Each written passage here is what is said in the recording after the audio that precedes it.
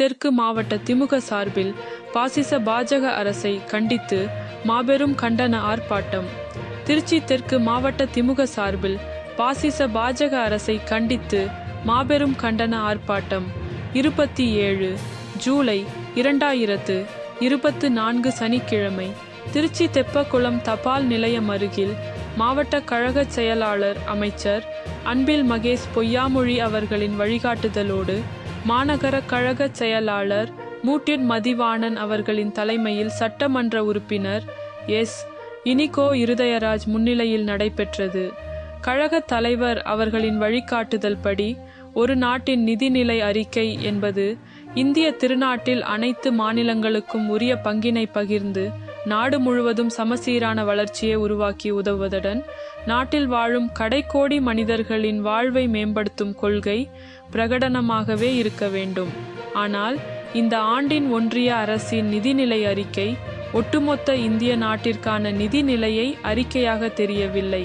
மாறாக தங்கள் ஆட்சியை காப்பாற்றிக் கொள்வதற்காக சில மாநிலங்கள் மட்டுமே நிதிநிலையை தாராளமாக அளித்து கொடுத்தும் நாட்டின் வளர்ச்சியில் பெரும் பங்கு வகித்து வரும் தமிழ்நாடு போன்ற மாநிலம் மீது வன்மத்தை கக்கிடும் வகையில் இந்த நாட்டின் ஒன்றிய அரசு நிதிநிலை அறிக்கை அமைத்திருக்கின்றது.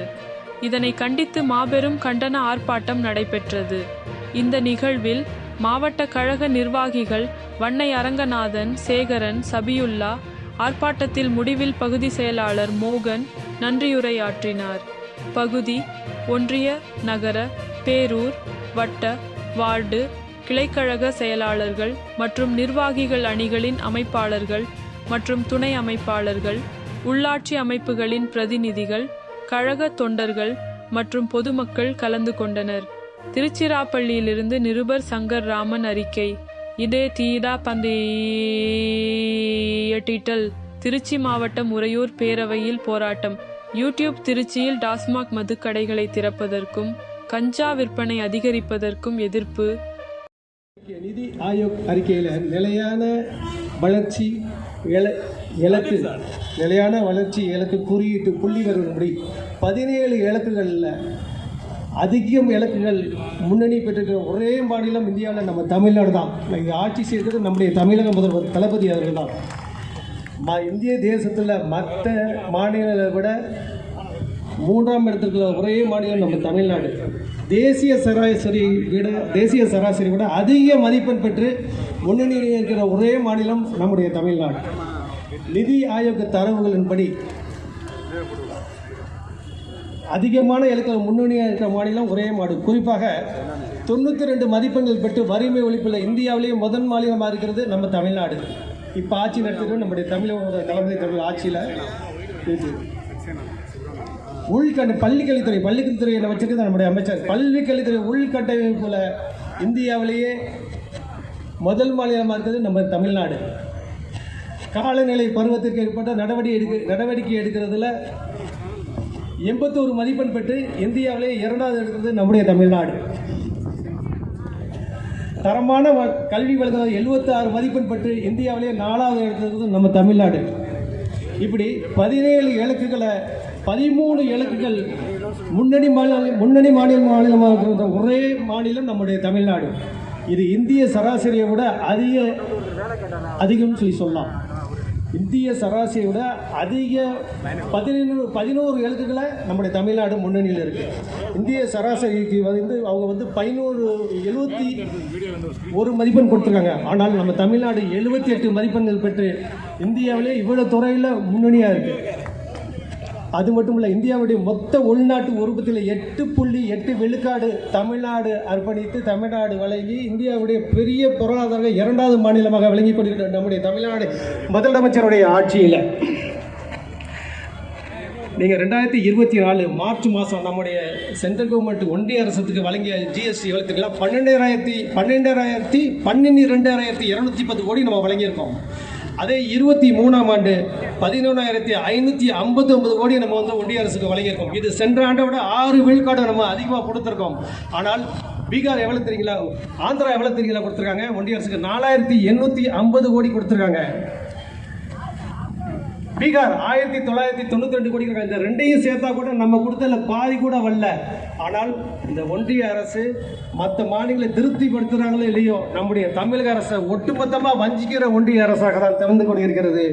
இப்படி ஒன்றுமே கொடுக்காம நமக்கு நியாயமாக வர வேண்டியது வராமே இவ்வளவு சிறப்பான ஆட்சி செஞ்சுட்டு இருக்காரு நம்முடைய தளபதி அவர்கள். நல்லா ஒரு கணம் சிந்திச்சு பாருங்க. நிறைய பேர் வந்திருக்கீங்க, ஆனால் ஒரு கணம் சிந்திச்சு பாருங்க. எதுவுமே அவங்க செய்யலை. செய்யாமையே நம்முடைய தளபதி அவர்கள் இருக்கிறத வச்சு பெண்களுக்கு தான் தெரியும். ஒரு கணவர் பெண்களுக்கு வந்து அந்த கணவர் எவ்வளோ அதை வச்சே குடும்பம் நடத்தி அதில் மிச்சப்படுத்துவாங்க. அதை மாதிரி நம்முடைய தளபதி அவர்கள் அவங்க எதுவுமே செய்யாமையே அவருடைய மூளையை வச்சு இந்த ஆட்சியை நடத்தி கொண்டு இருக்காங்க. சின்ன உதாரணம், கொரோனாக்கு நம்ம வந்து 4000 கேட்டோம், கொடுக்கல. ஆட்சி வந்தனும் கொடுப்பேனாரு. அதே மாதிரி திறமை வாய்ந்த தளபதியை நாம் பெற்றிருக்கிறோம். ஒன்றிய அரசு நம்ம கேட்டது 3ஆம் கட்ட மெட்ரோ திட்டம். 2ஆம் கட்ட மெட்ரோ திட்டத்துக்கு 3 வருஷமா அந்த தளபதி அவர்கள் நிதி கேட்கிறாரு. நிதி ஒதுக்கப்படவில்லை. அது மட்டும் கிடையாது, உங்களுக்கு வந்து ஒன்றிய அரசு நிதி வழங்கக்கூடிய மெட்ரோ ரயில் திட்டம் ஒப்புதல் கொடுக்கப்படவில்லை. தாம்பரம் செங்கல்பட்டு விரைவு சாலை திட்டத்துக்கு ஒப்புதல் கொடுக்கப்படவில்லை. கோயம்புத்தூர் மதுரை மெட்ரோ ரயில் திட்டத்துக்கு ஒப்புதல் கொடுக்கவில்லை. இந்த பட்ஜெட்டுக்காக நிதி ஒதுக்குவார் பார்த்தா 3 வருஷமாக தளபதி கேட்குறாரு. இந்த பட்ஜெட்டில் எந்த நிதியும் ஒதுக்கவில்லை. 2016 நம்முடைய சின்னவர் ஒரு செங்கக்கல்லை வச்சு தமிழ்நாடு பூரா சுற்றி வந்து எய்ம்ஸ் சொல்லி அப்போ அது சொல்லியும் கூட அவங்களுக்கு வந்து உணரலை. அந்த எய்ம்ஸ் கூட ஒரு பைசா கூட இந்த நிதிநிலை அறிக்கையில் ஒதுக்கலை. ஆனால் அந்த நிதிநிலை அறிக்கையில் இதோட எல்லாத்துக்கும் மேலே போய் தமிழ்நாடுன்னு சொல்லி ஒரு இடத்துல கூட உச்சரிக்க முடியலைங்க. பீகார், ஆந்திரா அவங்க 2 மாநிலத்தை மட்டும் 5 முறை உச்சரிப்பு பண்ணியிருக்காங்க அந்த அம்மா. ஏன் அப்படின்னா சிறப்பு அந்தஸ்து கேட்டாங்க, அவங்க கொடுக்கலன்னு ஓப்பனாக சொல்லிட்டாங்க.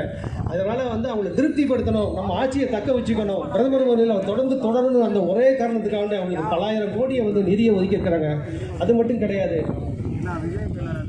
கிட்டத்தட்ட நம்ம தமிழ்நாடு, கேரளா, கர்நாடகா, டெல்லி, பஞ்சாப் இவங்க பேரை எந்த இடத்துலையும் உச்சரிப்பு சொல்ல ரெகுலராக சொல்கிறத திருக்குறளை கூட அவங்க வந்து அதை உச்சரிப்பு பண்ணலைங்க அந்த நிதிநிலை அறிக்கையில். அப்போ எந்த அளவுக்கு நம்ம வந்து தமிழர்கள் மேலே அதாவது வஞ்சன்சியோடு இருக்கான்னு தெரிஞ்சுக்க.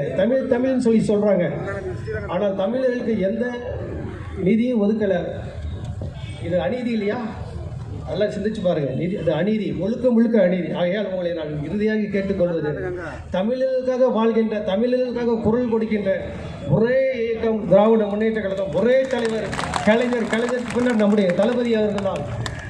அவங்க நினைச்சா பதவி இருந்துட்டு எப்படிமா இருக்காங்க. ஆனால் வாழ்றது பூரா நம்ம தமிழர்களுக்காக வாழ்ந்துட்டு இருக்காங்க. இருக்கிறத வச்சு சிறப்பாக ஆட்சி செஞ்சுருக்காங்க. இன்னும் நமக்கு வர வேண்டியது வந்தால் தமிழ்நாடு நிச்சயம் தன்னிறைவு பெறும்.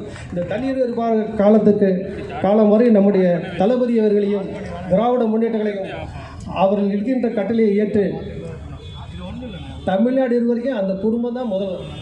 அந்த குடும்பத்துக்கு மட்டும்தான் நம்ம விசுவாசமாக இருக்கணும். நீங்கள் வந்திருக்கீங்க எல்லாத்தையும் நான் கேட்குறேன், நம்ம குடும்பத்தை ஓட்ட நீங்கள் வந்து சிந்தாமல் வாக்களிக்க. நம்ம செஞ்ச சாதனைக்கெலாம் இந்த எலெக்ஷனுக்கெலாம் அவங்களாம் டெபாசிட் போயிருக்கணும். இனி வர காலகட்டத்தில் இங்கே வந்ததுக்கு எல்லாமே அவங்க குடும்பத்தை ஓட்ட அப்படியே வாக்களிக்கணும். அப்படியே ஒரு குடும்பத்தை கொண்டு சேர்க்குற மாதிரி பண்ணுங்கள். இனி என்னாலும் திராவிட முன்னேற்றத்தில் தான் முதலமைச்சராக தமிழகத்தில் இருக்க வேண்டும். தலைவர் குடும்பம் தான் முதலமைச்சராக இருக்க வேண்டும். அந்த குடும்பத்துக்கு நாம் தலைவணம் என்று கூறுகின்றேன். இவ்வளவு சிறப்பாக ஏற்பாடு செய்த அன்பு கட்டளையிட்ட திருப்பி மாவட்ட கழக செயலாளர்களுக்கு நன்றியை தெரிவித்து விடைபெறுகிறேன். நன்றி. அடுத்தபடியாக